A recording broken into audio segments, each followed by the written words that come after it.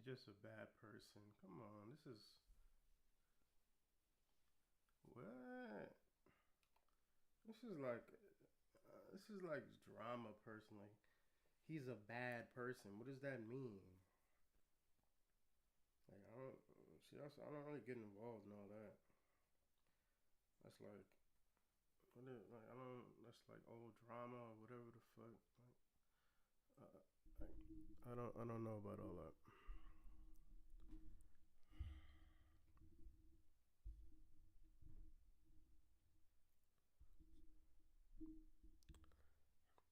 Hey, we gotta watch the original debate.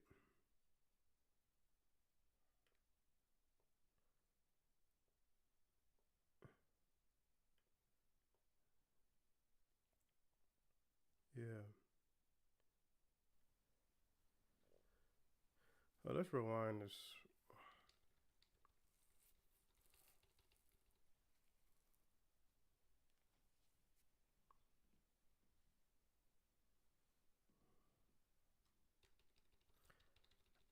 First of first of all, uh,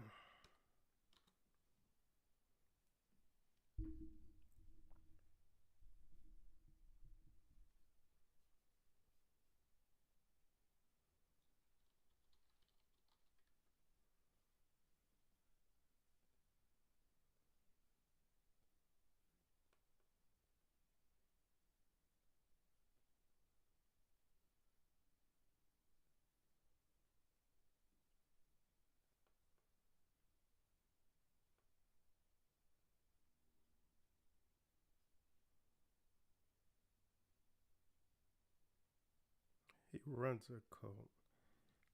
You're talking to Destiny, and you're saying Vosh runs a cult. Every fucking streamer runs a cult, bro. Well, a lot of them. I can't like if you're gonna say it like that. Like, I mean, come on, bro.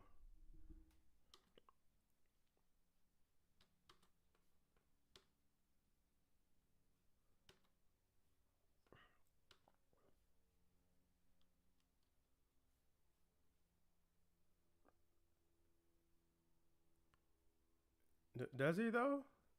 Does he though? So he creates a cult, exactly. He creates a people who think just like him, exactly. He purges people who disagree, and then only keeps the people who keep what I am, and he keeps doing that over and over and over again. So he's gonna have people who think just like him, a cult.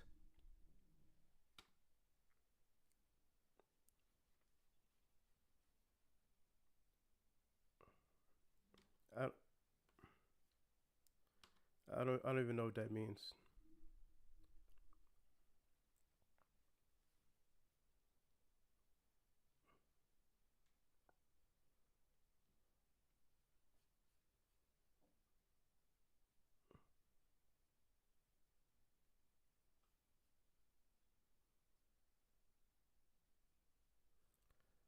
I, I, I all right. Let me.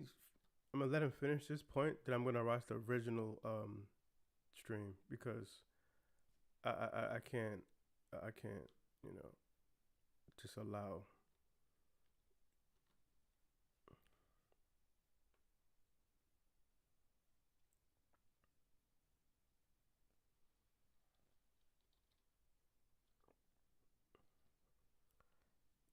Wait a minute. What is bad faith when you're anti something else? Huh? What?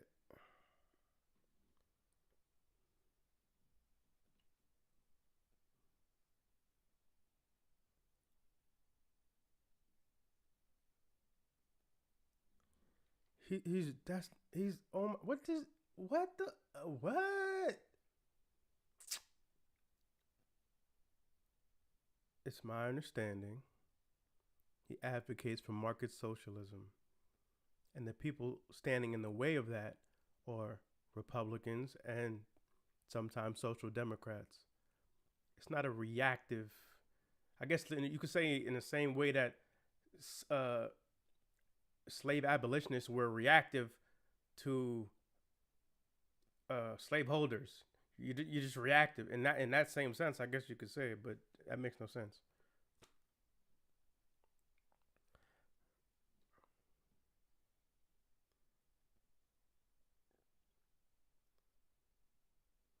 So, and you think these two are equivalent? I mean, I don't get the equivalent of advocating for market socialism, which means you have to talk about what the person advocates for. Unions, organizing, workplace democracy. Like, I don't understand how that's different than saying your democracy is being stolen. They stole the election from you. I mean, I don't know.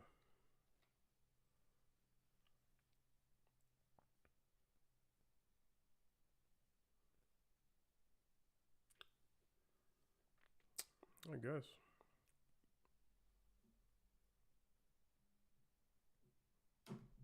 Ooh.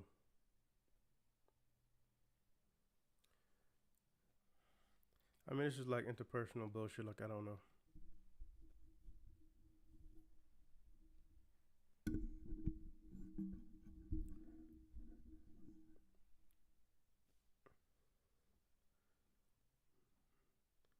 He did something a year ago. He said something a year ago, my nigga. Yeah, I know you're perfect, Rem. I know you don't say anything that hurts people, so I get it. But I mean,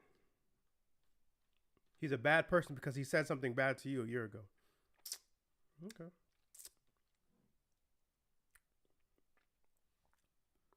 Right? Do you stream? People, I say shit. I just started streaming. I say shit that's dumb. Yeah, it's petty.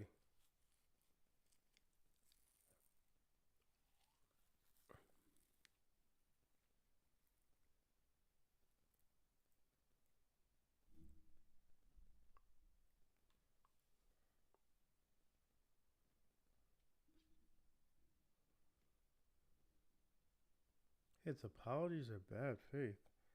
Jesus Christ, this is like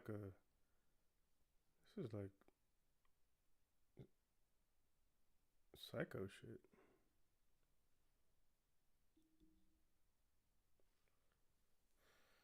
Hmm. Hmm. Sorry.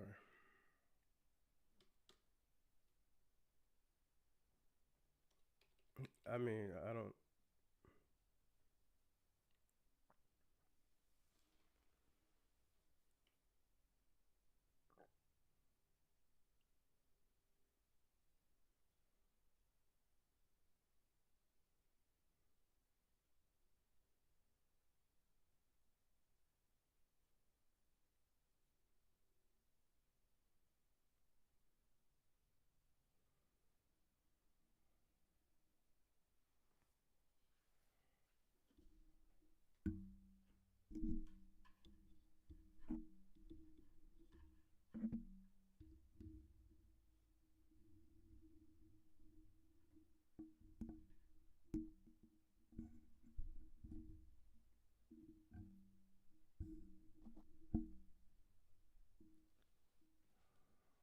What?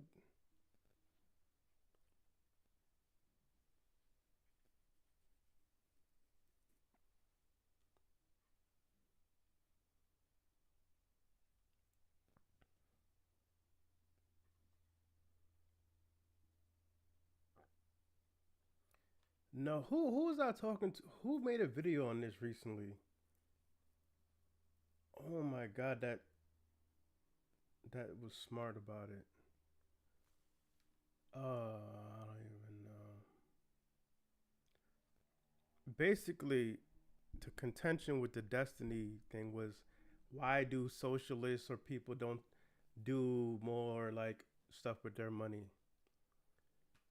And Vosh was saying it doesn't matter to him. It's morally. He went to an extreme. He said some bullshit, but ultimately, it's like they did agree that socialists should do this. Like, it would be helpful if socialists use their money on campaigns and whatever the case may be. But just the act. Oh, this is book smarts actually. Um, just the act of doing media is doing something. Destiny disagreed with that. Said if you're making money, it said it just so happens that you're making a lot of money from it. Who cares? A lot of people make a lot of money from everything. David Packer makes a lot of money. Sam Cedar makes a lot of money. Is he jumping on their throats about what they're doing? No, he's not. Of course not.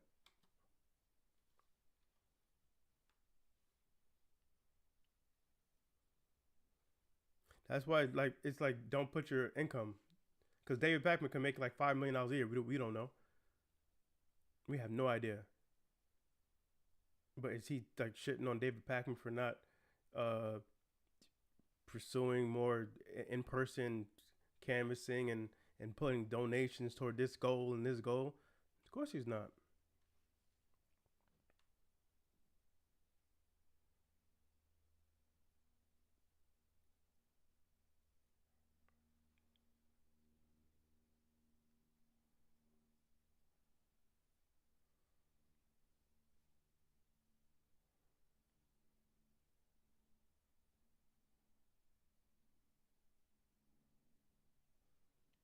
Hold on, I have to watch this original because there's like so much here.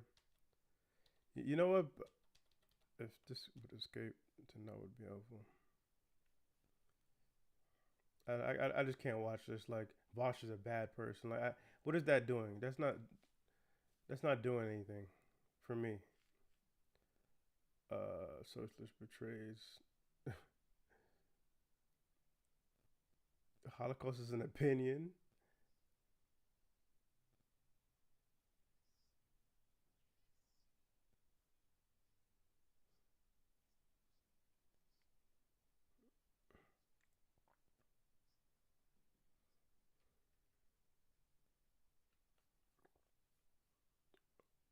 Oh my God, I'm not on the right output.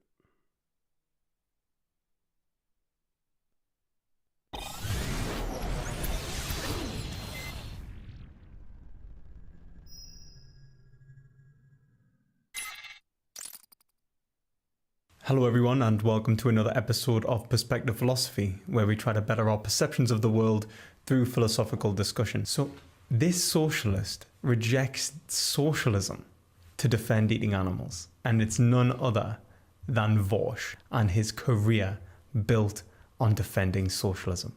So, let's get into the video. Sure. Vosh recently had a debate with Vegan Gains and Rem the Bath Boy. And that's what we're going to be discussing in today's episode. In both cases, he denied his moral responsibility towards the consumption of animal products. Instead, he tried to use capitalism as an excuse to consume animals, rejecting his own moral agency no less. This is problematic for a socialist on so many levels that I'm going to have to break it down bit by bit. Okay. I myself am a socialist and find this very disturbing. I'm a socialist and a vegan, and I would argue that they are absolutely necessarily entailed together. That if you believe in equality, as socialists do, then you should fight for the emancipation of animals. So Vosh's argument is to make all consumption equal under capitalism. I believe that people shouldn't be held responsible for their consumptive decision-making, in the same way that I wouldn't impugn you for wearing clothing made by slaves. I wouldn't have you impugn me morally for eating the corpses of animals. When it comes to the consumption of commodities, I feel like there's a threshold of distance between us and the actual act of immorality that insulates us from being considered morally required to boycott those industries. And in the same way, right now, you and I are both wearing clothing that no doubt came from some unethically sourced location, but we're not having a conversation right now about why we think it's okay to wear these clothes as leftists when we recognize that global capitalism exploits the poor. So as you can see, Vosh's primary defense is to make equal all consumption under capitalism. So, there's pedophiles, right, who buy child pornography. Mm-hmm. Would you say they should not? That's a lot of leftists that believe there's no ethical consumption under capitalism. That's a common phrase, and I'm interested in see what his perspective is, because I'm a vegan as well, and I also have an iPhone.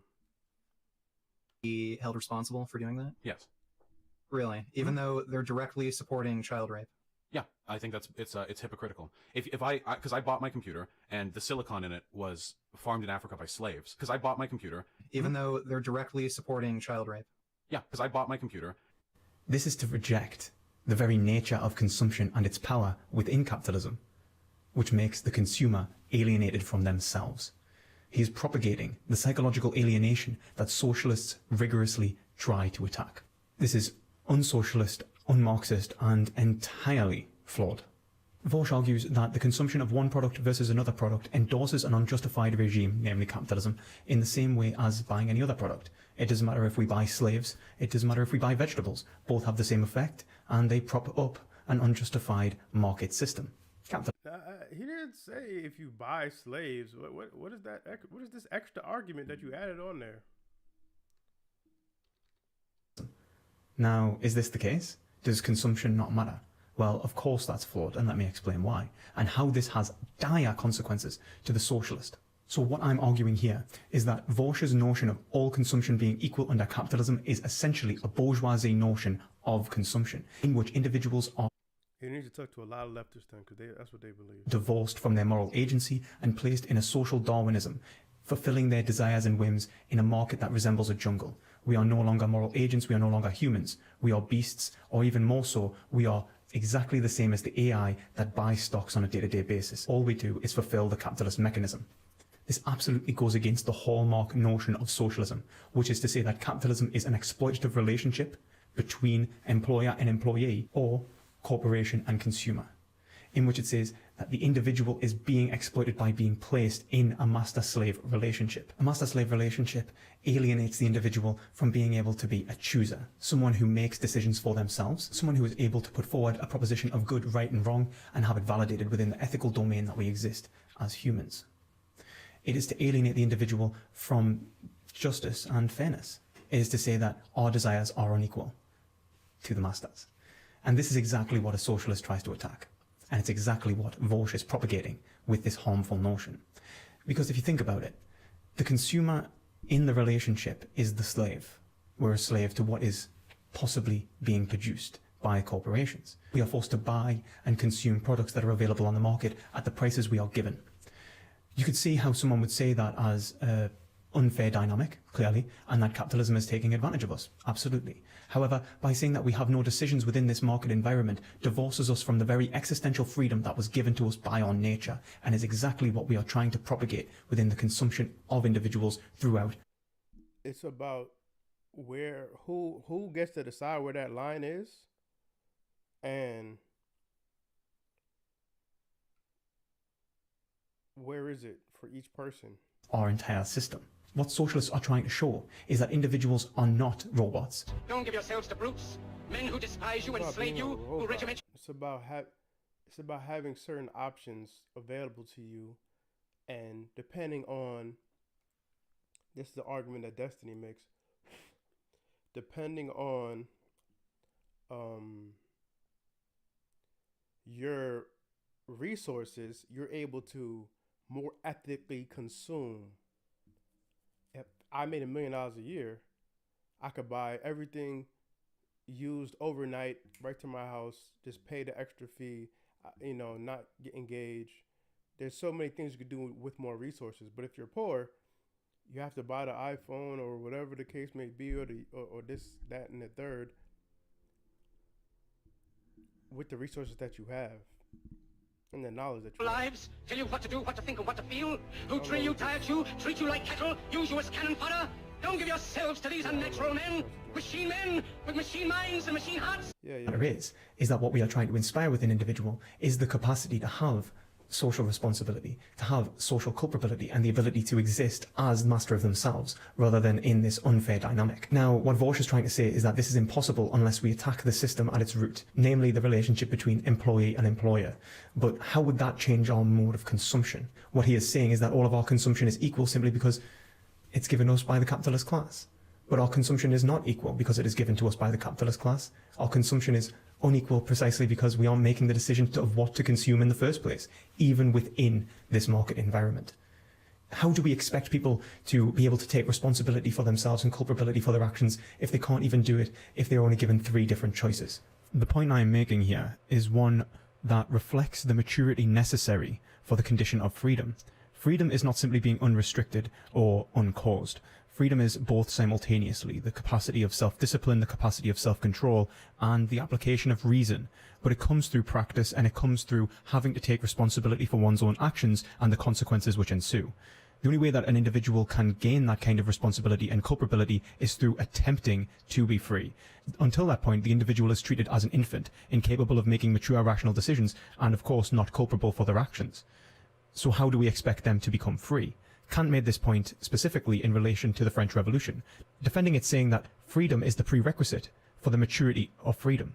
Rosa Luxemburg, a Marxist from the early 20th century, makes this point very well, and I managed to pick this quote up from Chomsky's On Anarchism. A true social revolution requires a spiritual transformation in the masses degraded by centuries of bourgeoisie class rule. It is only by expiating the habits of obedience and the civility to the last root that the working class can acquire the understanding of a new form of discipline. Self-discipline arising from free consent. My point is that the individual who cannot choose between one or another rational decision when only presented a multiple choice question is certainly incapable of the numerous possibilities that would ensue from radical freedom. What we have is perhaps a limited set of choices, with all having negative consequences. That may be true. The consumption of animal products under capitalism is perhaps the worst, and plant products under capitalism is perhaps better, but still exploitative towards those farmers and individuals who are being used as means to an end by the capitalist class. I'm happy to accept that.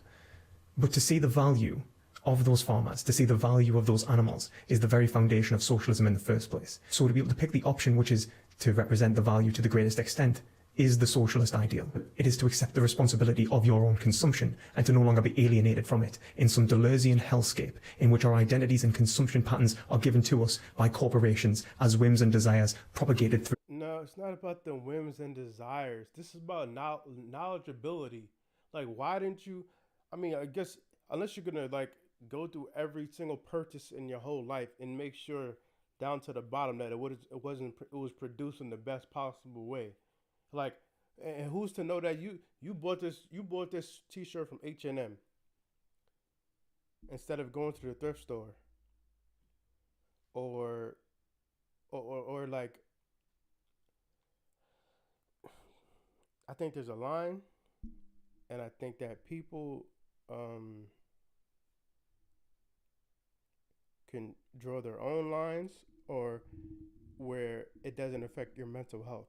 Because you could go crazy trying to make sure everything you buy is in the most ethical form. Try your best, but don't kill yourself, because it is about the system of not just capitalism, about the system of the way things are produced and how we can advocate for better working conditions for farmers and whatnot, and for all the workers. Capitalist propaganda. Deleuze actually says this best when he says, individuals have become dividuals, and masses, samples, data, markets, or banks. Deleuze is expressing that we are no longer fixed because of the changing nature of our market environment. We reflect the constantly moving, modulating markets that we are placed into. Our identity is being constantly sold to us with new products, and we are given 1, 2, or 3 options to pay for. Now, this is true, but are we totally doomed to a life of servitude? It would seem that Vosch was accepting this to be the case, that all... No, it's not. No, we're not doomed to the life. It's just the life that we live in now, and we're working to change that. Options are slave-like environments. But I would argue that a conception of our identity within this market environment is the prerequisite for our freedom that socialism is dependent upon. In fact, we can see this within Hegelian philosophy itself, predating Marx. Hegel, I would argue, offers the solution for this lord and bondsman relationship, as he calls it, or master-slave relationship in which we are placed in via the markets. Hegel acknowledges the master to be the one who is in power, creating the dynamic that is characterized as the master-slave relationship, using the other to gain his satisfaction. However, by this usage, he still acknowledges the bondsman as an identity that is produced, and so the bondsman can then associate themselves, whether it's in their subjugation or not, with this identity. Upon doing so, he is able to overcome his identity. Hegel says, equally, the Lord relates himself immediately to the thing through the bondsman. The bondsman, qua self-consciousness in general, also relates himself negatively to the thing, and takes away its independence. But at the same time, the thing is independent vis-a-vis the bondsman, whose negating of it therefore cannot go the length of being altogether done with it to the point of annihilation. In other words, he only works on it. For the Lord, on the other hand, the immediate relation becomes through his mediation the sheer negation of the thing or the enjoyment of it. In other words, the master owns it, and its negation is his property, whilst the bondsman acknowledges its negation as the negation by the Lord, as having its property. What desire failed to achieve, he succeeds in doing, namely to have done with the thing altogether, and to achieve satisfaction in the enjoyment of it. Desire failed to do this because of the thing's independence. But the Lord, who has interposed the bondsman between it and himself, takes to himself only the dependent aspect of the thing, and has the pure enjoyment of it. The aspect of independence he leaves to the bondsman, who works on it. Hegel acknowledges that this one-sided freedom, quote-unquote, is not freedom at all. In fact, he would say that this is precisely unfree, which is why the independence of the object is left up to the bondsman. In fact, what he would say is that the next stage of cognitive thought requires the individual to perceive the common nature of the object, to perceive each other as having the capacity for ownership, as a necessary feature of our freedom. And so both are enslaved. However, as Hegel later says, the slave enslaves themselves. It is only through understanding oneself as a slave is the bondsman truly enslaved. But accepting themselves as the bondsman, they can understand their relation to the object, which ultimately allows them to see the logical inconsistencies within their position. Hegel goes on to say, through work... Oh my God. I get what he's saying, but he's saying that if you realize yourself as a slave, then you're a slave. If you realize yourself as an enslaved person, then you can fight back towards that. Okay, so I realize, but what does that do with consumption? However, the bondsman becomes conscious of what he truly is. In the moment which corresponds to desire in the Lord's consciousness, did it seem that the aspect of unessential relation to the thing fell to the jot of the bondsman, since in that relation the thing retained its independence. Work forms and shapes the thing. The negative relation to the object becomes its form and something permanent, because it is precisely for the worker that the object has independence. This negative middle term, or the formative activity, is at the same time the individuality, or pure being for self of consciousness, which now, in the work outside it, acquires an element of permanence. It is in this way, therefore, that consciousness qua worker comes to see the independent being of object its own independence. But it is only unequal as long as we accept our dependence and subjugation to the system, to the relationship between the master, and allowing them to be the sole author of the relationship. Absolute radical freedom is... We're not saying they're the sole author. They're just what it just what it is. It is this thing. It's not it is this thing in forever. It is what it is now, and we're working to change it. He keeps trying to put these two together and say that Vosh is, or anybody that would say this is saying that.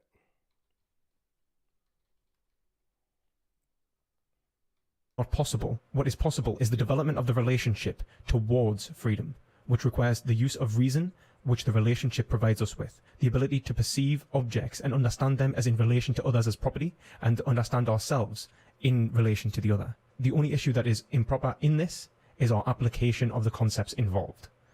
This is how we overcome our enslavement within a market environment. We do not allow ourselves to be dictated to by the markets positively or negatively.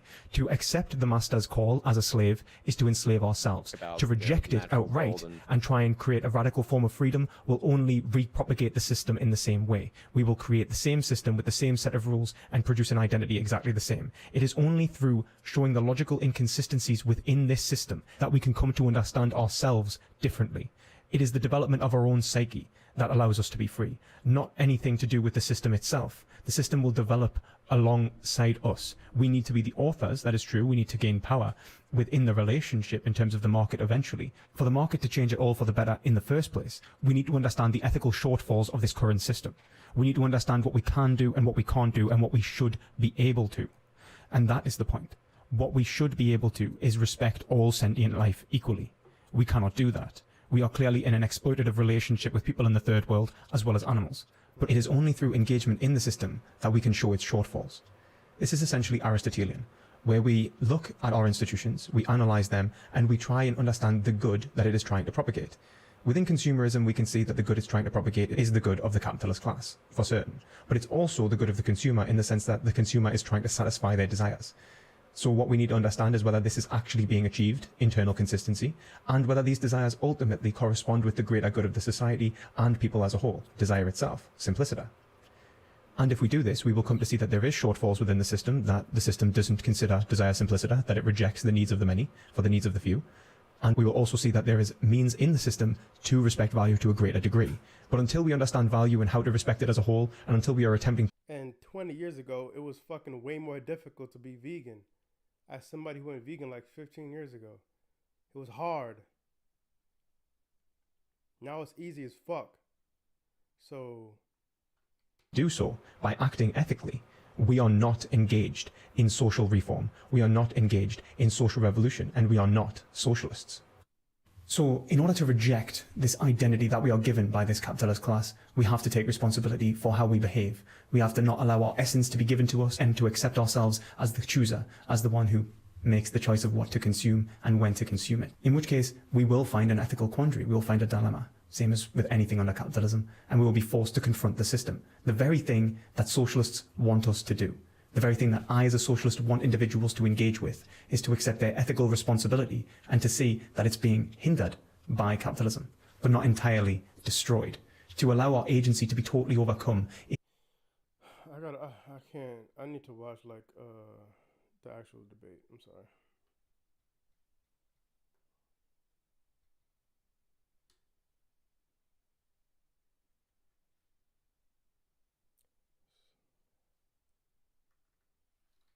Scientific judgment. I'm going to have to quickly be right back because someone's at my door. I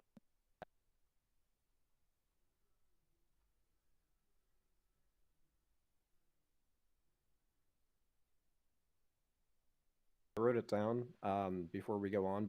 Video is an example where they left out certain chunks of information that Sean covered in one of his videos because CGP and Sean both have an ideological bias. Now, depending on how charitable I wanted to be to CGP Grey, I could say that he was deliberately lying, that he is a peddler of misinformation, and that he should be deplatformed off the internet. But frankly, I think that'd be a little ridiculous.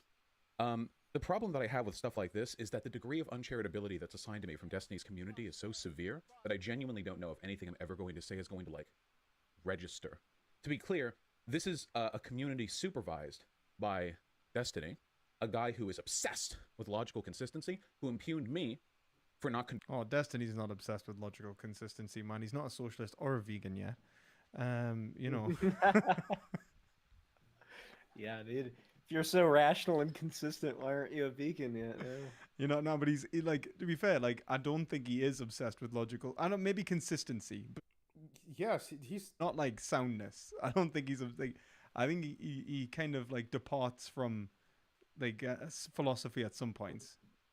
controlling my community enough when he got when it's convenient to him. Partnered off of Twitch because a couple people in my community, including my partner and a mod of mine, made comments about reporting him for it, except my partner made the comment in a live stream chat, which means that it was on screen in view for about 2 seconds, and the mod's comment got deleted the moment that I noticed it.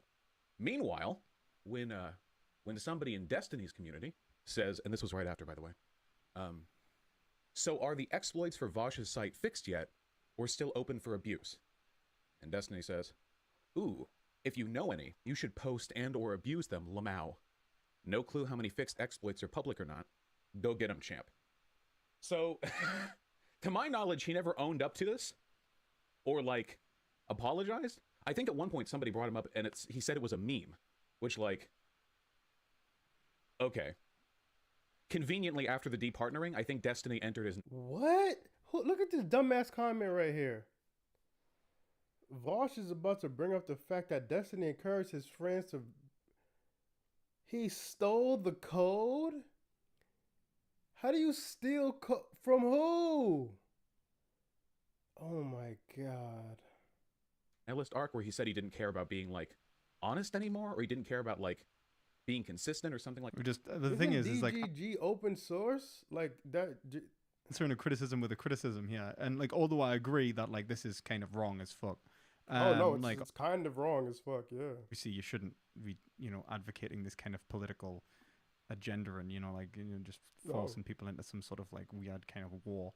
But at the same time, there is this like kind of weird like weirdness about it. I don't know whether like this is like a screenshot of something that like maybe it has context and maybe I don't see it.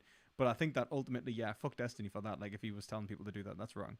Like I'm sorry, that's him throwing himself under the bus. That's not for me to care about.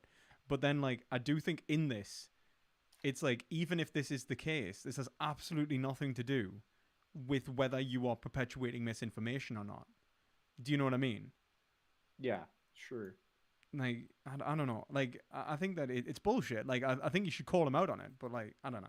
Like that. Anyway, like this is where I'm getting criticism from. Okay, like honestly. And if my community was on the fucking patrol trying to find criticisms or inconsistencies about a person's position, like for Destiny, you'd be able to find some because everyone engages in this stuff. So I want to explain the reason why. On Destiny was 100% bad faith in terms of his conversation with Vegan Gains. I can say that, like 100%. Like it was, like he just doubled back on like I don't know, like a year's worth of like philosophical progress that I think that he had made. Like he went from being like an egoist, like moving towards like maybe some sort of like Rawlsian liberal kind of take on justice to just being a fucking subjectivist like that for like just for like his ability to rhetorically win the debate, Yeah, I did see that. I saw like a good hour of that debate, and I remember Destiny basically coming to the point of where he was just like, "Well, I don't know. Do animals have minds? Like, can you prove that?" And like, like, why do we need to get onto this, metaphysical question about other minds? It's just like it's a very difficult metaphysical question, something that we just ordinarily take for granted as good faith interlocutors. I mean, literally, in a way, like that's kind of what the principle of charity is with Davidson when it comes to interpreting other people.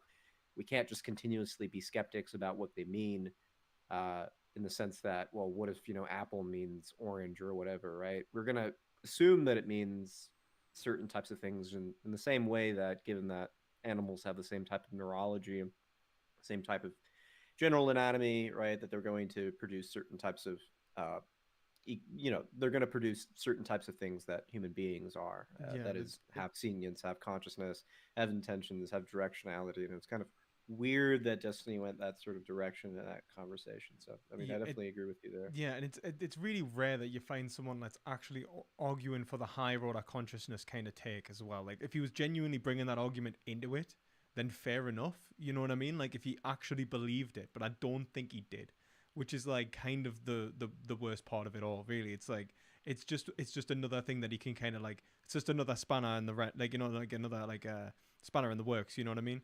But like I think it does show you like there is some overlap in terms of like how online discourse is perpetuated.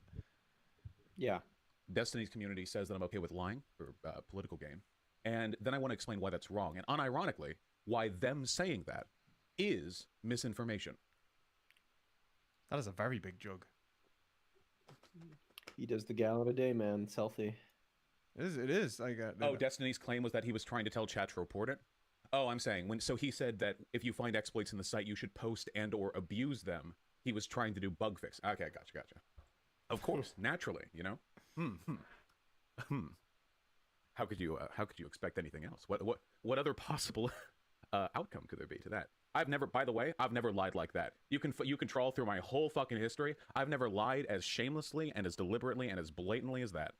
And that's just one example. But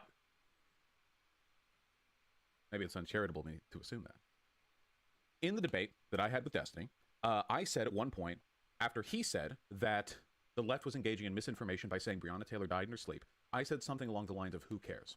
There was conversation surrounding that.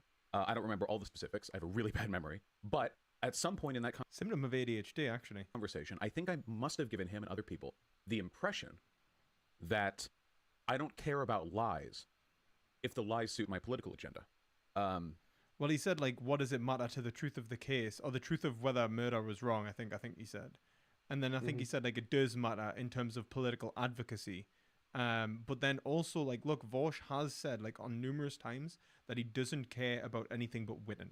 And no, this is so bad faith. I mean, oh my God, like said that loads. Like, he said, like, I don't care about, like, you know, arguing about whether something actually is. He's gonna say it. It's proportionate. It should be covered correctly, within proportion. But equating people saying Breonna Taylor died in her sleep to Trump saying the election was stolen is stupid. They're not the same equivalent of misinformation. They both need to be addressed, but one is not. They're not equivalent. That's the problem. Because, like, in terms of with Rem, he's talked about it, and that was like in relation to like epistemic anti-realism. With me, he said like it was about winning, and that like what he cares about is winning, and it was about political advocacy. So like I do think that the guy does value victory over anything else. But what do you think? I think I mean, I remember him saying, I heard your entire debate with him, actually. So I do remember him saying that when you asked him, like, is that the point of, having these conversations or dialogues with him? Is it about winning? And I think he just replied with, like, well, it's a nice consequence, but I don't know if he does it for the sake of that. But I think he might have. Who doesn't like winning is what he said as well. Like, who doesn't like winning? Like, you know? Yeah, and it's just like, but that's like that's almost like a I think psycho way of confessing, isn't it? No, I wanted to watch the debate with them two arguing together. This is what I wanted to see. I didn't want to see like somebody responding to somebody. Like these sorts of extra. See, I can't like. It's not like because people misinterpret what other people are saying, and that's where people get lost.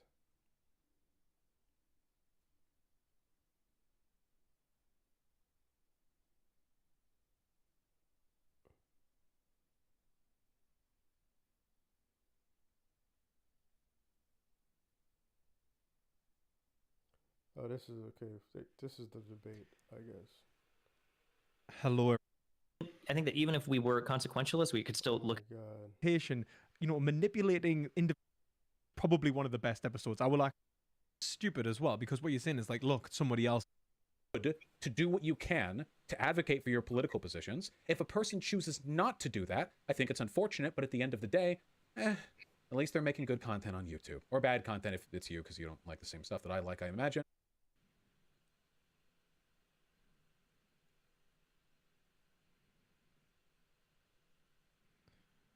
But not following through in it, then you can encourage the X or Y, and I'm gonna try to put what? What is he talking to me? Really? The $2. Craft and Kel dollars. Man, thank you. 1 subs. The be hypocrites.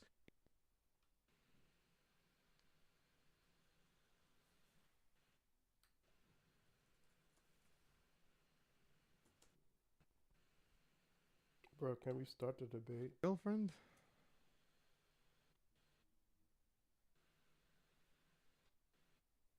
Where is he waiting? Absolute position in relation to personal responsibilities in capitalism. If I'm hello? We're looking to the J. Hello? Hey, man. Get out of me. All right. Well, I wasn't expecting this. I'm very glad that you did decide to talk to us. I wasn't expecting this at all.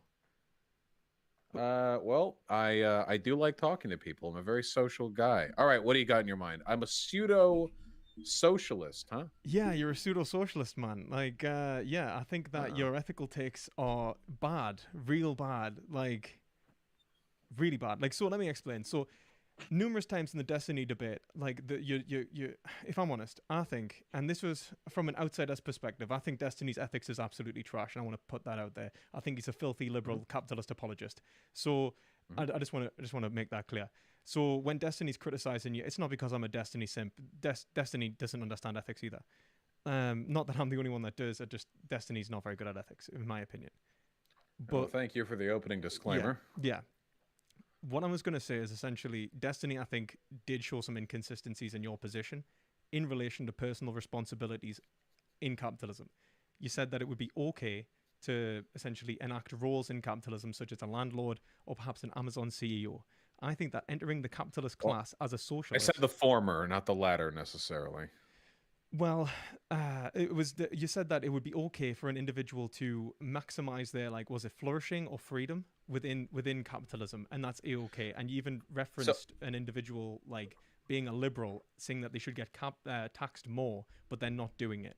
And you said that you should be So I sympathetic. said Sorry. at some point I might have said if I don't even know if I've said maximize at the beginning or if I've been gaslit. But when I said that, what I mean is I think that it is fundamentally morally neutral to thrive within an unethical system, um, given certain conditions. In this case, for me, the condition would be that the act of opening a new business doesn't actually further capitalism or harm any proletarians. Um, if anything, it has the potential to benefit them because they need jobs in this system. There's not much we can do about that for now. So no direct harm is done. But aren't you a market socialist? Would you not say that they should, open a cooperative? Oh, sure, I think that'd be lovely. Okay, and then let's say there were a capitalist who, has the starting capital to start the business. Should they not, lend the money to the cooperative in order to start the business, and then indebt the cooperative to pay them back as a way to maintain that, like, they are providing the starting capital, but then the responsibility is to not, hire wage slaves. Like, can we justify an individual's, do the ends justify the means? Or, in relation to, giving people Well, the ends jobs. always justify the means for me, right? Well, but this is See, this is where I stand. Initially, it started as if you just participate in capitalism, then you can't be a socialist. So now, if you are a capitalist, like opening up a business or being a landlord. thing. Like, when you say that you're a consequentialist, not always. Like, when we talk about, like, principles, like, many consequentialists hold to certain principles. Henry Sedgwick being a Oh, this makes sense. If you're saying he's a consequentialist, then if you're a socialist, your business should be a worker cooperative. Because consequentially, for the people that work for you, that's gonna be the best possible outcome, not a traditional business model. particular one. Henry Sedgwick, and this is, like Peter Singer, so on, they understand that there are certain standards from which we all must meet in order to maximize utility. That utility and utilitarianism is dependent upon not just an individual's engagement within a system, but the perpetuation of that system in one's normative capabilities and universalized. Right. I mean, ethical yeah, structure. so we can run it. So my argument would be that the act of opening a business as a socialist is morally neutral because you're not adding harm to the world, because there's no negative utility being added to the world from your actions. Now, I think it'd be good. Now, that's neutral. I think it would be good if they went ahead and made a cooperative, because because I like cooperatives. I like what they do. I think that adds positive utility to the world. I think that'd be a good thing. I think we should encourage those people to do a good thing. I don't think it makes a person a hypocrite for doing the morally neutral action, even if they're a lefty. Why is it morally neutral if, like, say, for example, the business wouldn't exist and hire wage slaves to begin with? Well, because the people who went there to become wage slaves would just go be wage slaves somewhere else were it not for that business. Your addition of that business doesn't increase the amount of wage slavery in the world. Those people would have had to have worked anyway. You're not increasing the dependence the proletariat has on wage labor. You're just providing them another option. Yes, but consequentially, in terms of having the best outcome for the best amount of people, that's it's kind of like you're not a consequentialist then, because here's an opportunity for someone to open up a business that creates more happiness for more people, but they choose not to do it. So for a regular person that opens up a business, you could say that's morally neutral because of whatever. But for a socialist to open up a traditional business, they are acting quote unquote immorally because they have the knowledge and means to open up a worker cooperative to create better outcomes for more people. I would accept that to be the case in certain necessary industries. I don't think that necessitates, like, so for example, like, and then again, like, you could also, like, you could create a business which had a fairer structure. Like, there's no necessitation of having that, like, that business structure. You are basically abiding by the moral minimum of the state, which we have already agreed is deficient. Well, no, I don't think that it's morally deficient to open businesses. I think that the existence of capitalism is morally deficient. But I think that about pretty much every system. No, you're talking about as a socialist. If a socialist, not anybody. That's why you have to get specific. Think there's ever going to be an economic system that I think is truly moral. There are always going to be problems with it, as there are problems with being an American citizen and flourishing. Yes, we're talking about moral. We're talking about on a spectrum, better or worse. Within this country, if you do well in this, better or worse capitalism. Their bosses that treat their workers better or worse. Country, or if you pay your taxes, you're implicitly supporting the stuff the government does with the taxes, which, depending on your opinions on the military-industrial complex, could be quite negative. But all that added up, there's no additional negative utility being brought about by opening a business. Now, there are instances where something like that could add negative utility. For example, if you're an Amazon CEO, you have so much influence. You're not just... If you're anybody who it's about knowledge. If you open up a business and don't know about unionization and you bought into the propaganda that unions are bad, and in your coffee shop they try to unionize and you union bust them because you think it's bad, I wouldn't say that you're morally culpable for that. I would say that you're just not knowledgeable enough to know that unions are bad. Now, if I was going to open up a business and I did union busting, like when Cenk did union busting, that was not great. But if I were to open up a business and do union busting, yes, that would be morally reprehensible because that goes against my values. And I know that unions increase the happiness of other workers. And to a further extent, worker cooperatives do. Opening a business, you have the ability to direct the market. As an Amazon CEO, you have the power. As any owner of capital that employs employees, you have the ability to make people's lives worse or better. To move people towards and away from certain economic designations in ways that regular business owners can't. So in that case, I would say if you have that kind of power, then you should be doing something, because if you don't, the ripples you leave in your wake are going to do harm. But that's not like a regular business. Amazon's obviously a beast in and of itself. Which I agree. Even in regular businesses, with greater power comes greater responsibility, but even with greater, even in small businesses.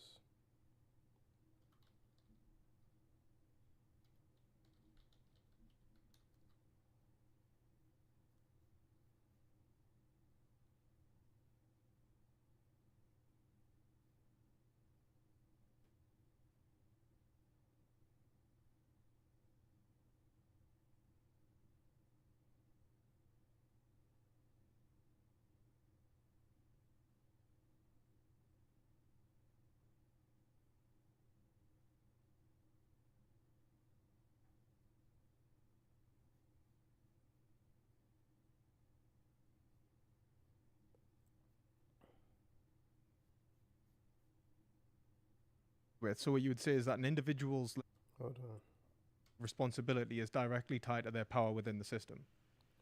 Right. Yeah, and yeah, exactly.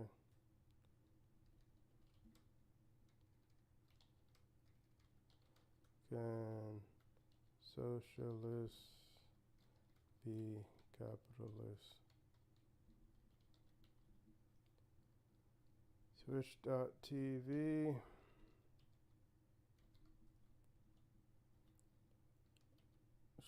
extremely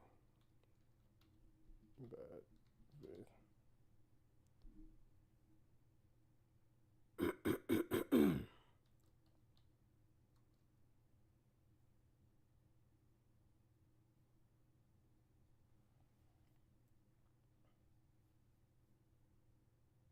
whether or not their engagement in an action contributes to negative utility in the world. Okay, so but in terms of like your engagement within the system, you could say that like an individual's responsibility for the system is dependent upon their power and the propagation within the system. So as an Amazon CEO, you're able to propagate the system in a lot greater way, or undermine the system in a lot greater way. And so your responsibility for undermining it or perpetuating it is by and large culpable to your power. Like it's directly related to your power.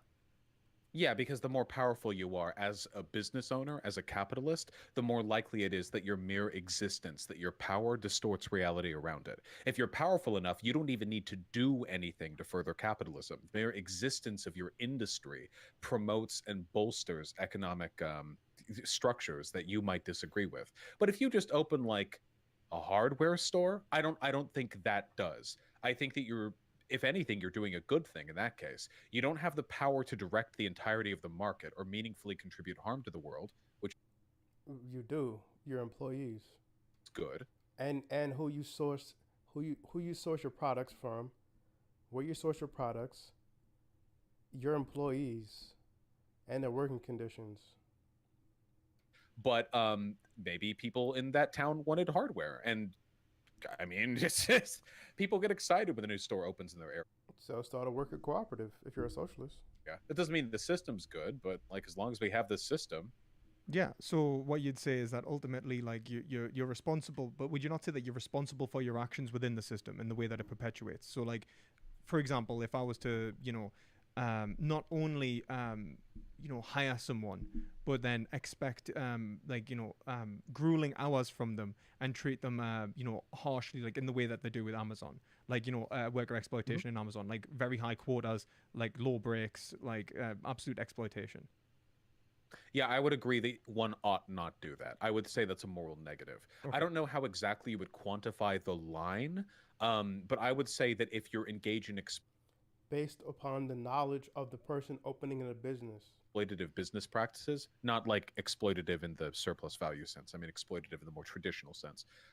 By the line, but I would say that if you're engaged in exploitative business practices, not like exploitative in the surplus value sense. I mean, exploitative in the more traditional sense. If you're engaging in those types of practices, or if you're engaging in behavior or paying wages that puts you like below par for what's expected in your area, then I think that would be a moral wrong on its own. Okay. Because in that case, you may be providing jobs to that area, but the jobs you're providing, you're making the choice to make them worse than what they could be otherwise if they went. And you're making them worse than they could be otherwise if it's not a worker cooperative, because it's better To other places in that location. Okay, but then if we are talking like obviously Amazon CEOs one, like let's say if we were to say like landlords, you said that that's like necessary. Like I'm surprised you didn't say that. one, I would disagree with that, like absolutely, and I think social housing, for example, is a viable alternative.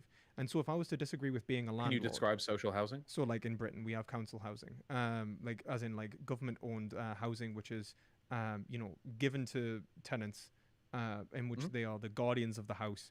They are given like essentially more freedom over the house, and they pay lower rent in relation to like the costs of living. So it's essentially government owned housing, right? Like state funded, right?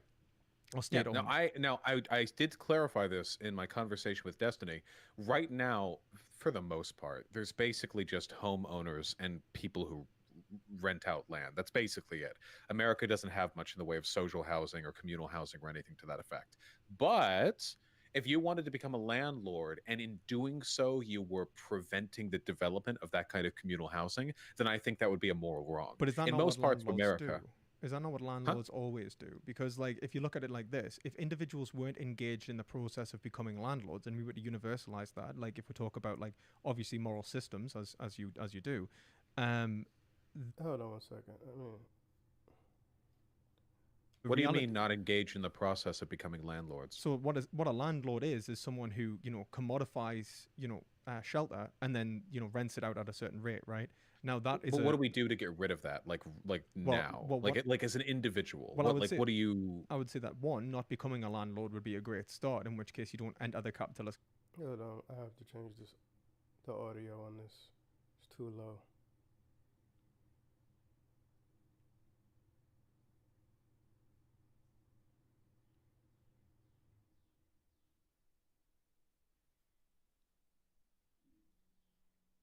class and then actively politically advocate against landlords existing, which would be like, you know, becoming a socialist and, you know, moving towards social, you know, social schemes which, you know, propagate like individual property ownership and, you know, government Can't you be a ownership. landlord and do that?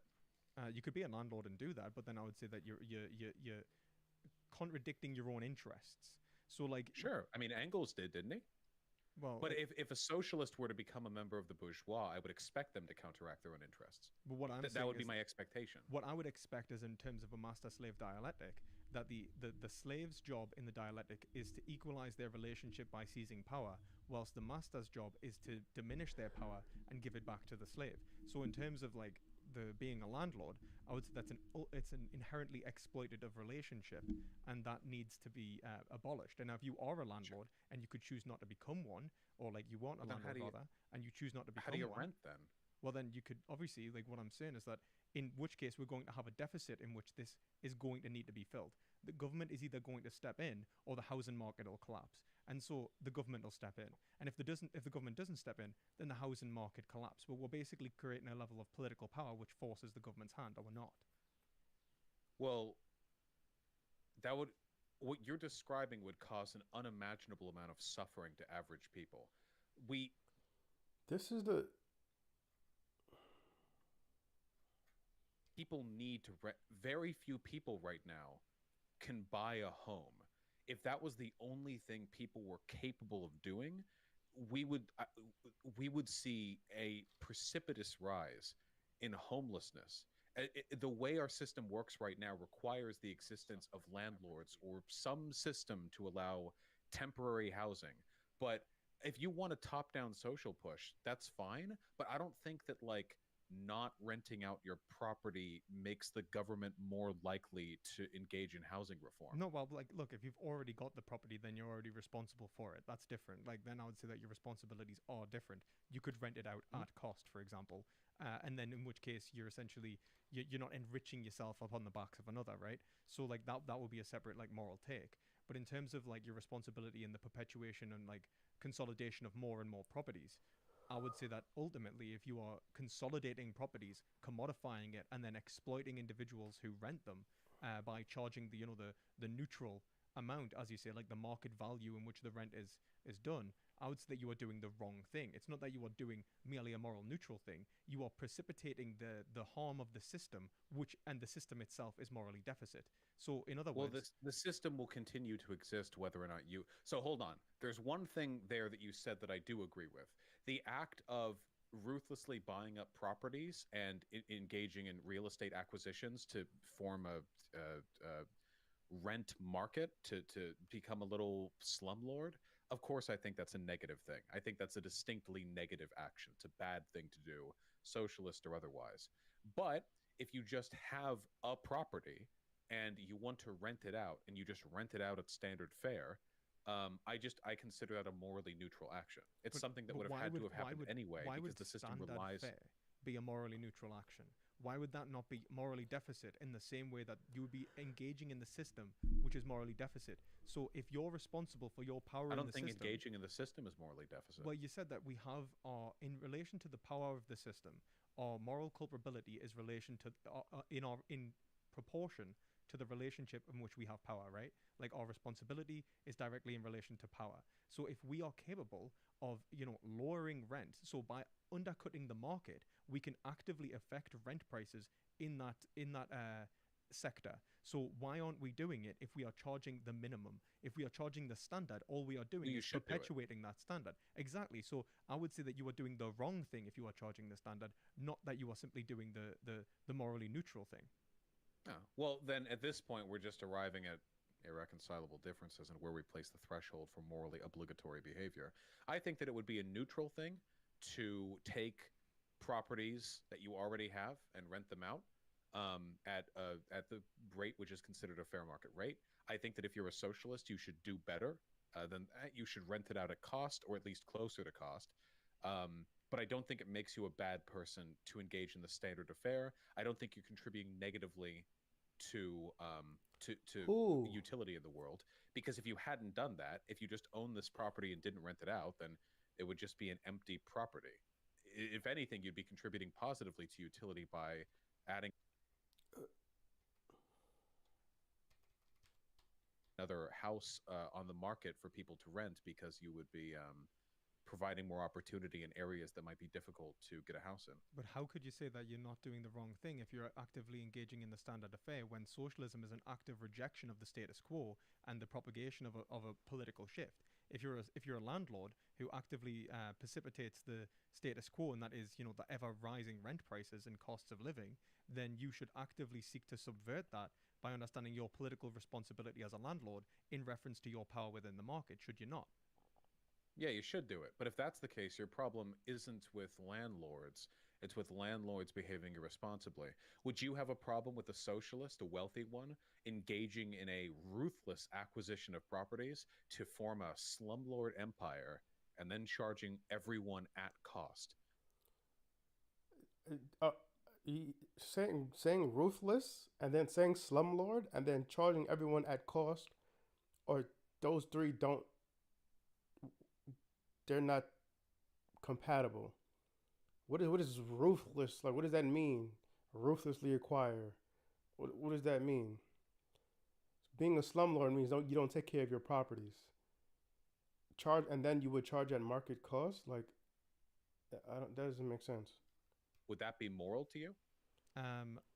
What if someone was to, like, let's say, use it depends obviously in relation to, like, one, I'm not a utilitarian, so I'm not going to just look at the consequences and see if I can justify everything.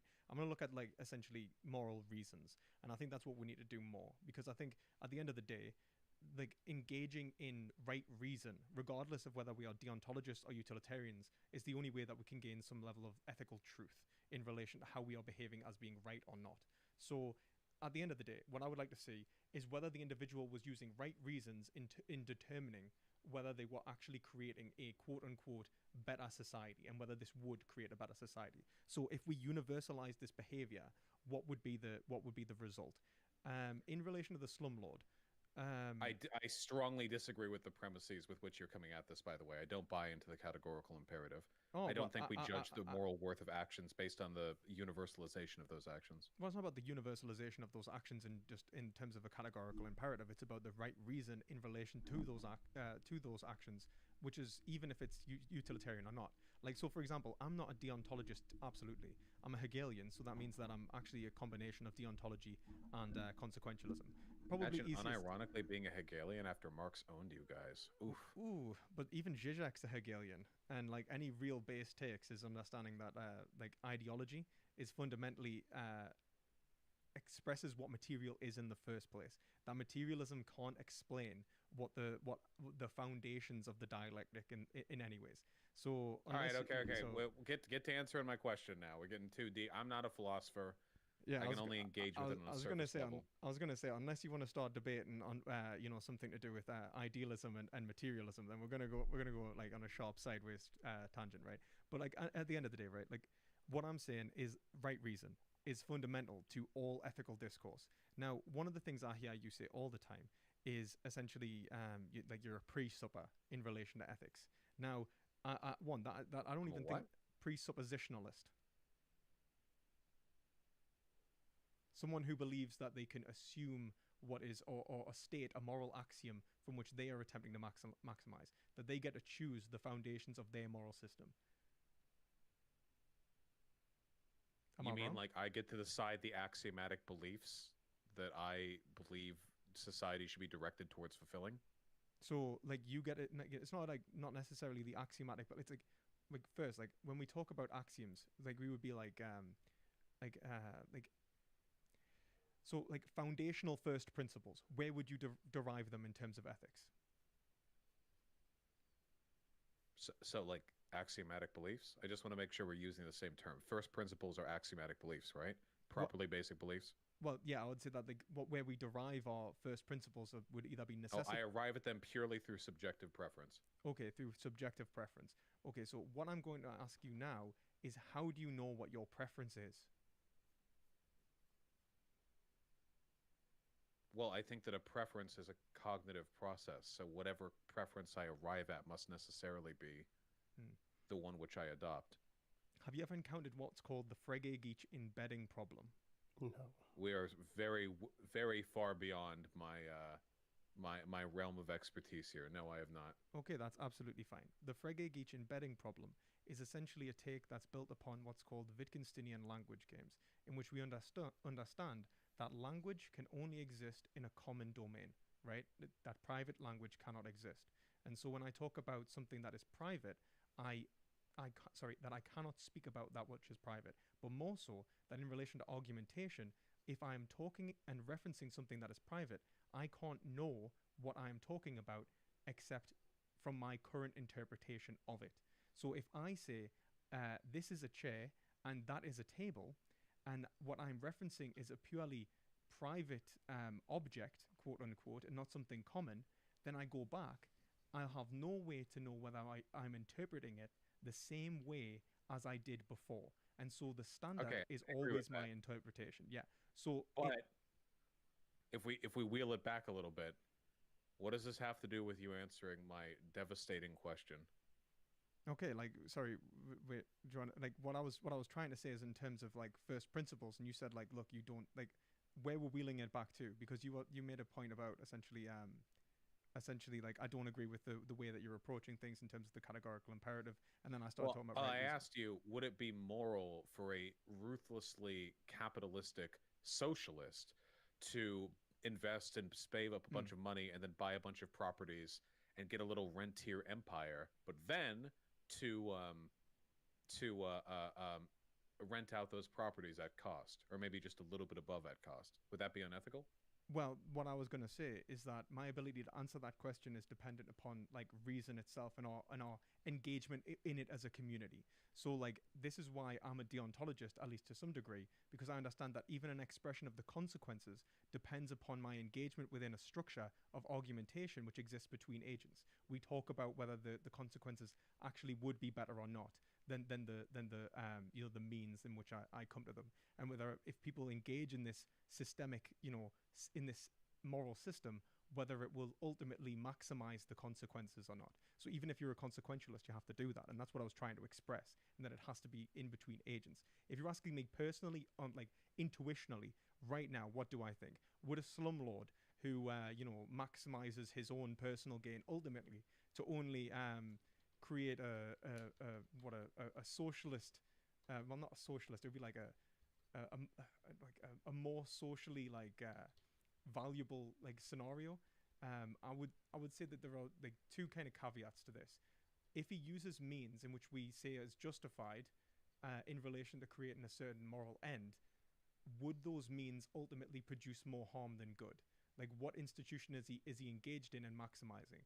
If it's the being a landlord, then ultimately he is going to be causing the exact same harm that he is then trying to solve. So he's basically stealing a wallet and then taking $100 and giving $5 back. He's producing the problem that he's trying to solve through philanthropy. If he's essentially doing it in relation to another industry, then he's creating another level of harm which we need to weigh against the good that he's producing. And now these are the kind of questions that I think we need to engage in. But ultimately, if we can undermine, like, so for example, the whole problems causing system, then that's what we should do.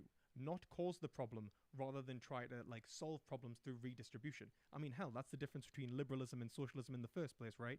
We don't try to, apologize for capitalism. We try to subvert it. No, so you would say that we apologize for capitalism? No, I would say that individual actions don't have much to do with institutional reform in this regard. I don't think that a person's decision to go ahead and buy up a bunch of properties and then price them all, or rent them all out at cost, I don't think that like bolsters the commodification of housing. I just don't see that happening.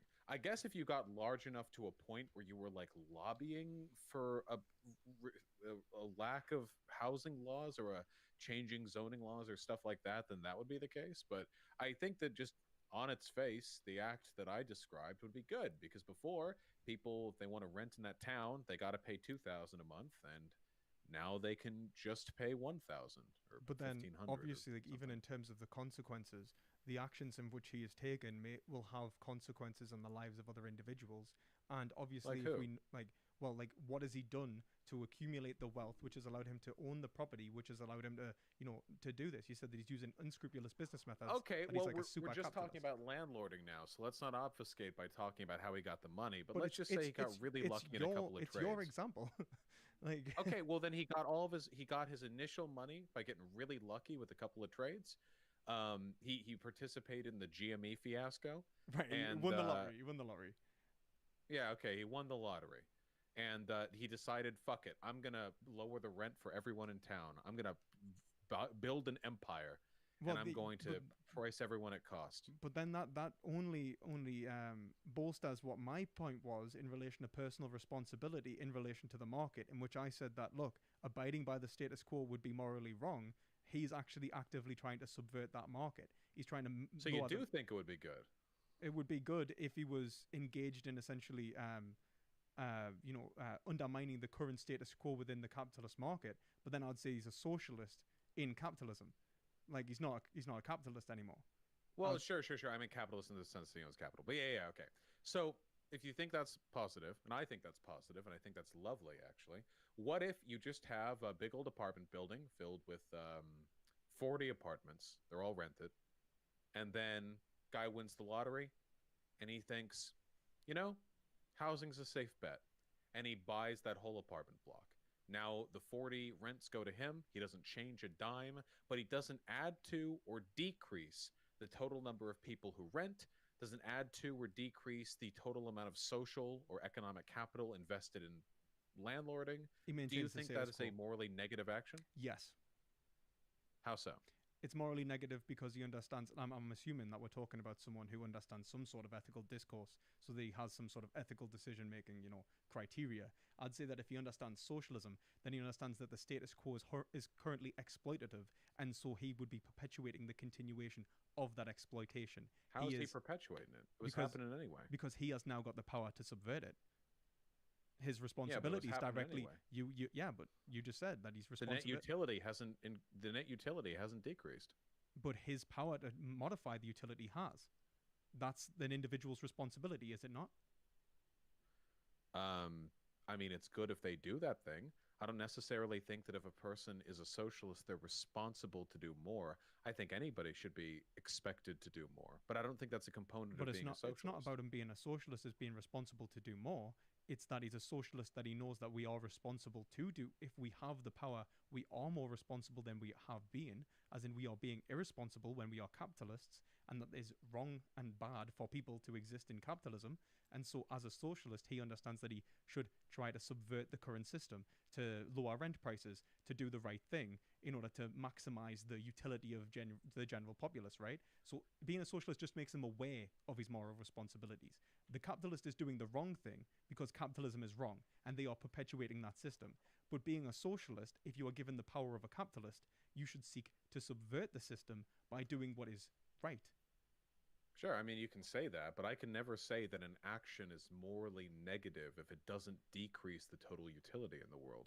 Now, you could argue that a socialist would, could expect more from them, and I think I would agree with that, because I've said that to people in my community. They say, Vosh, I'm a landlord, Vosh, it just came into some money, etc., etc.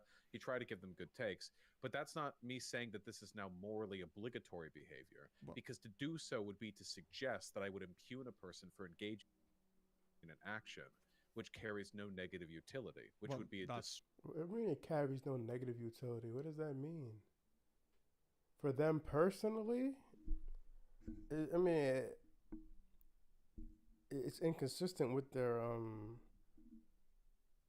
views. That's not true. Of what I believe. That's not true. One, there is definitely a utilitarian take in this in relation to principles, as principles themselves hold utility, and so the perpetuation of principles which hold people to a higher state of moral standard ultimately increase the consequential outcome. So if we were to say that socialists have a higher standard than capitalists, which they do because they understand what they can do, or that individuals that have power should act upon that power, then they can overall change the the standard of society. And so by telling people that they don't have a responsibility to do anything but maintain the status quo would be absolutely wrong in relation to utilitarianism, because I'm not it would talking about negatively impact the responsibility. utility.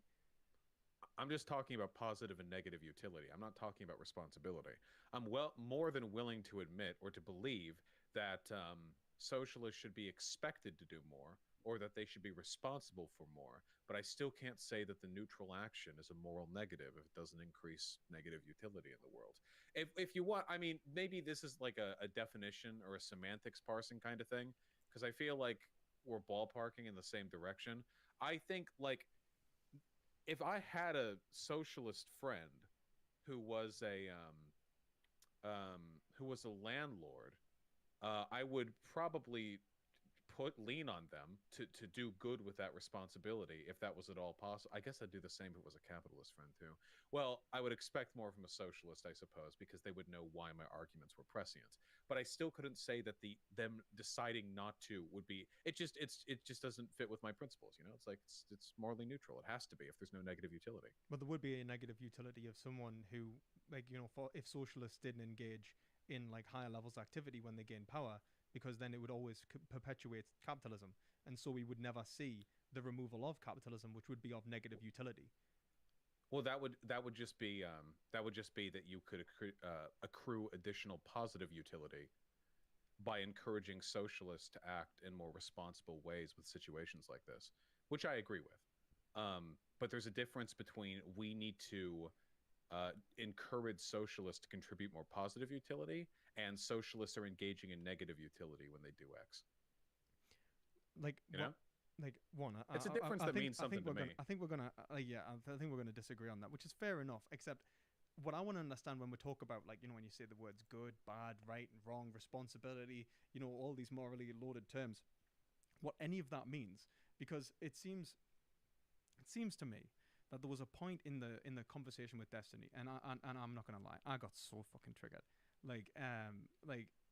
and because I'm a vegan, I want you to know that I'm a vegan. I'm 100% a vegan. I know you are. Yeah, and the reality is that I see an individual's responsibility within society as being directly proportional to their engagement within a certain market environment.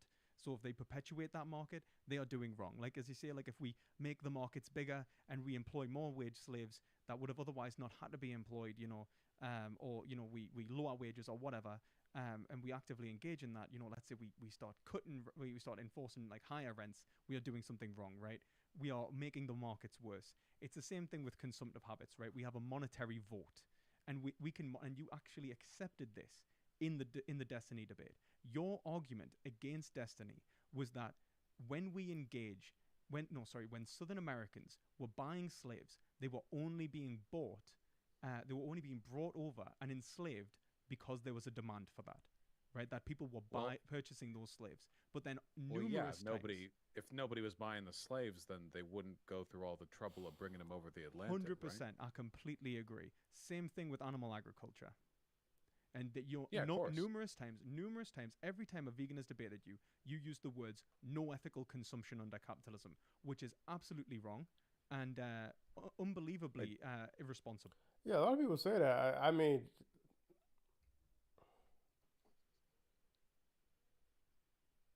it's more so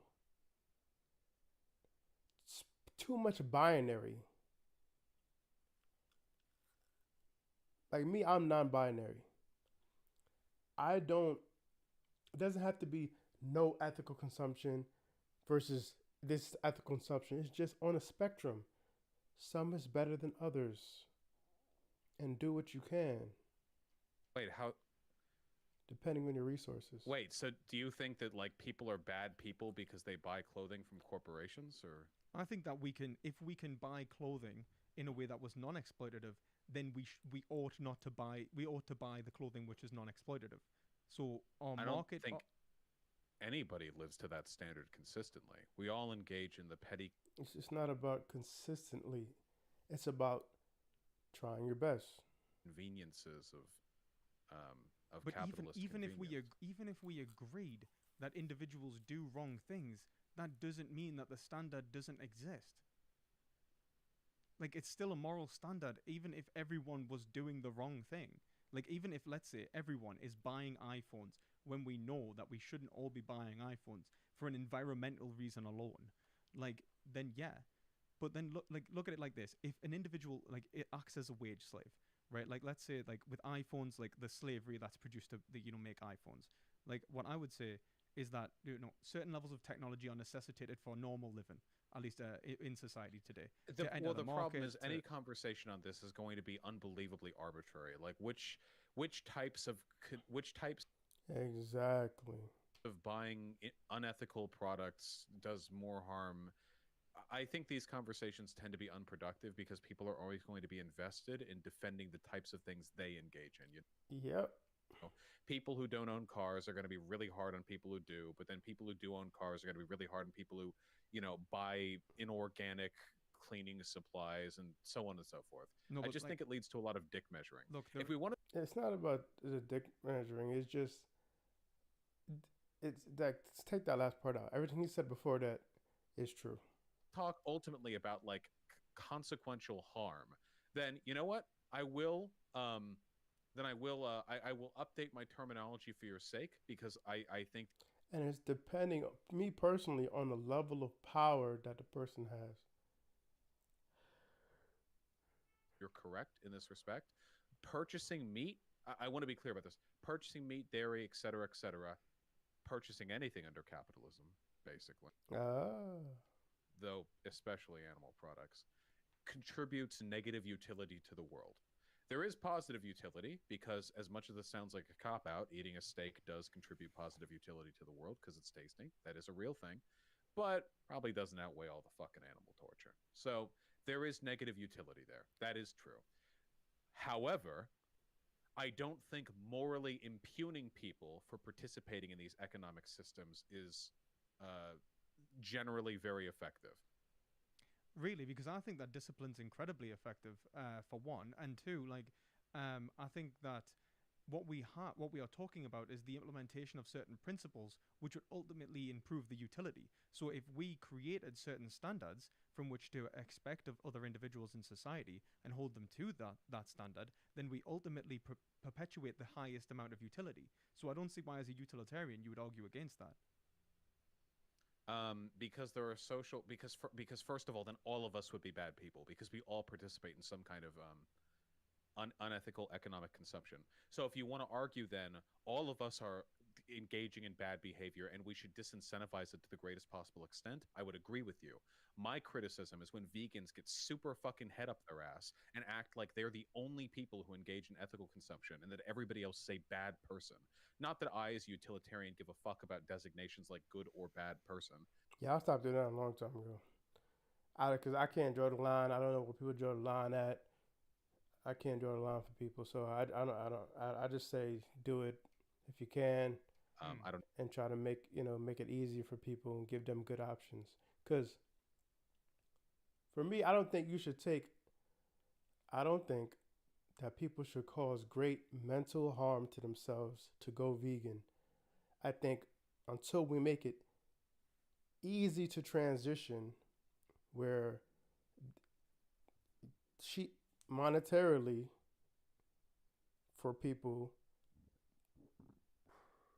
even though I was vegan on $210 a month, I know everybody can't do that. It's like, it's difficult, it's complicated.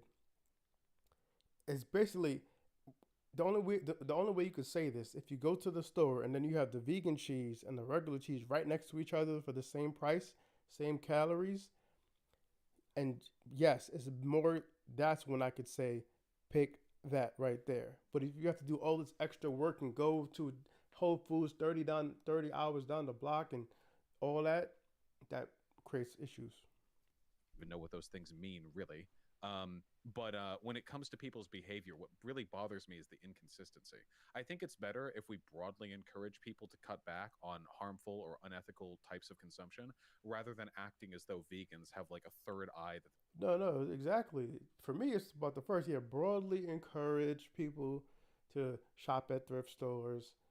It's like, but not like if you bought something from H&M, you're an evil motherfucker. No, there are some vegans like that. I don't get into all that. I just say, let's just try. That's it. Opened, and they're the only ones who can see the truth of the matter, and that everybody else is like a Yeah, I used to be a vegan like that. I don't do that anymore. fucking Hitler times 12 Okay. for perpetuating the animal holocaust. So then you would you reject then your saying there is no ethical consumption under capitalism? Because that's what you said. You said like, look, if you're saying that like, we should all disincentivize certain like. Well, there kind of isn't, right? I mean, there are some places you can get ethical production from, but Yeah, so he went from there's no ethical to, well, there is some kind of, I guess I could see it. That's why why make strong statements? But pretty few and far between. You could, but there is like varieties of like negative utility even from a utilitarian standpoint. So I could say that, look, the amount of harm perpetuated from animal agriculture is by far greater than the amount of harm perpetuated by, like, I don't know, something like purchasing like I don't know, a banana. So like that's measurable in terms of utility, and that's essentially how you would engage with ethical actions in the first place, right?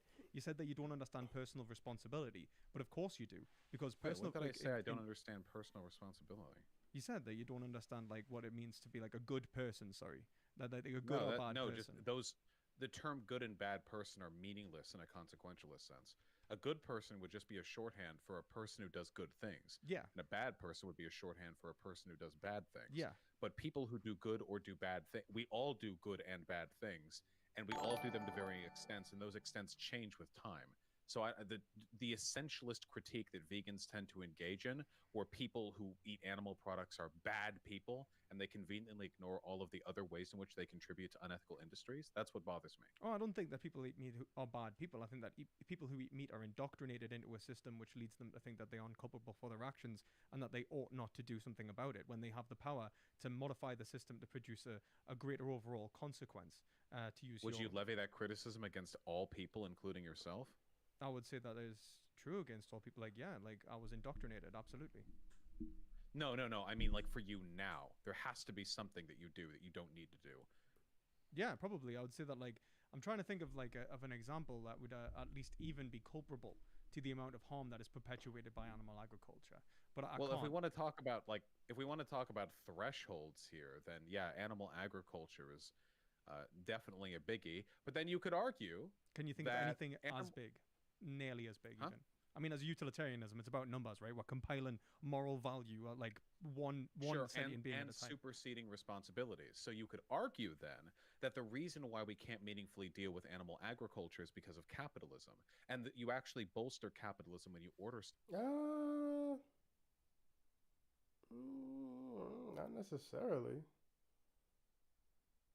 Off of Amazon.